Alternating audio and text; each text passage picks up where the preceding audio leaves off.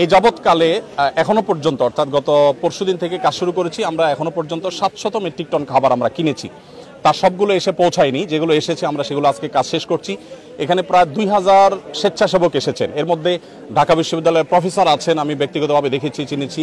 আবার ঢাকা ইউনিভার্সিটির সহ সমস্ত বিশ্ববিদ্যালয়গুলোর বিভিন্ন বিশ্ববিদ্যালয়ের স্টুডেন্টরা এসেছেন, বিভিন্ন শ্রেণী পেশার মানুষ এসেছেন, বিভিন্ন ব্যবসায়ীরা এসেছেন। তো এমন ছোট ছোট শিশুরাও এসেছে, তারা প্যাকেজিংয়ের কাজে হেল্প করছে।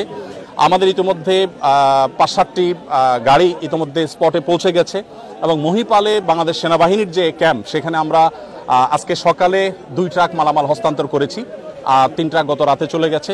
আজকে আমি নিজে ইনশাল্লাহ ঘন্টাখানিক পর স্পটে যাব এবং আমার সাথে এখান থেকে আরও 5টা লরি আশা করি মাল যাবে এবং এভাবে রাতে আবার যাবে, আবার সকালে যাবে। আমরা 3টা লেয়ারে কাজ করি। প্রথমত শুকনা খাবার হিসাবে খেজুর, চিড়া, তারপর 2 কেজি করে চিড়া, 2 কেজি করে খেজুর এবং 1 কেজি চিনি, 1 কেজি লবণ। চিনি লবণ দিচ্ছি যদি স্যালাইন বানানোর প্রয়োজন হয়।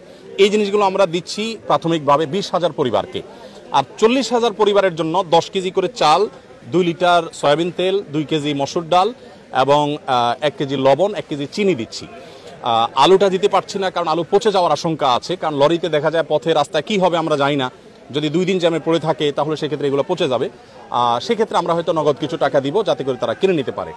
এটা হলো দ্বিতীয় লেয়ার, অর্থাৎ এখনও রান্না করার পরিস্থিতি নেই, আমরা শুকনা খাবার দিচ্ছি। খেজুর 4-5টা খেলে খাবারের কাজ হয়ে যায়। সেই সাথে আমরা একটু পানি শুকোতে শুরু করলে কাল বা পরশু সকাল থেকে আমরা চাল ডাল সহ ভারী খাবার দেব।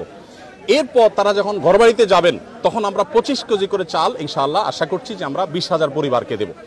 এরপরে 4th লেয়ারে গিয়ে আমরা 4,000 পরিবারকে ঘর বানিয়ে দেওয়ার প্ল্যান করেছি। পরিপূর্ণ ঘর বানাতে না পারলেও 4 বান করে টিন এবং কিছু নগদ টাকা 10 বা 20,000 টাকা, যেটি আমাদের সুযোগ হয় আমরা এটা দেবো। এখনো পর্যন্ত আমাদের কাছে ফান্ড এসে সব পৌঁছায়নি। আলহামদুলিল্লাহ গত 24 ঘন্টার ভিতরে প্রায় 3 লক্ষ মানুষ আমাদেরকে অনলাইনে ডোনেশন করেছেন। এর ভিতরে 1 টাকা, 5 টাকা, 10 টাকা সব রকমের আছে।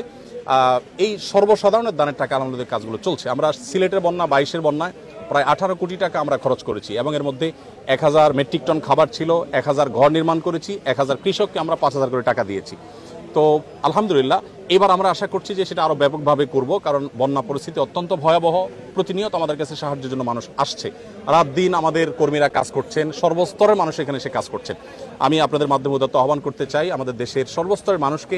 আমাদের দেশে মানুষ একে অন্যের বিপদে ঝাঁপিয়ে পড়েন, এর পূর্বে আমরা বিভিন্ন সময় দেখেছি।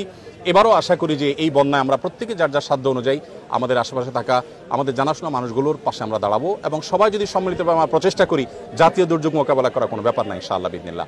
40 বা 50 লক্ষ মানুষ আক্রান্ত, সেখানে আমরা বাকি 18-18.5 কোটি মানুষ যদি জেগে যাই ইনশাআল্লাহ এটা আমাদের জন্য কোনো ব্যাপার না ইনশাআল্লাহ।